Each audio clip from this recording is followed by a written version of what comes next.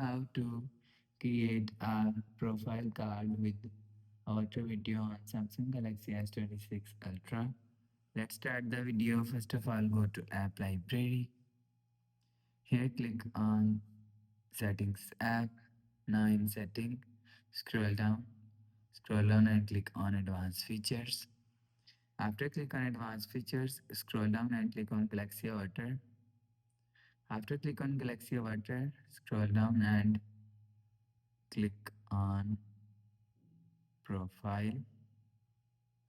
After click on Profile, click on Video, and you will select Pause and Dance, Fun, Party, Perform.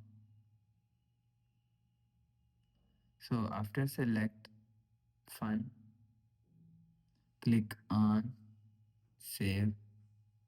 You will see.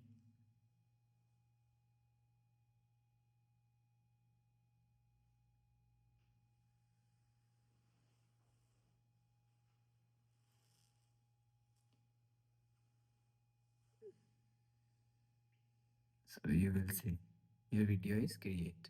After the process, go back to home screen.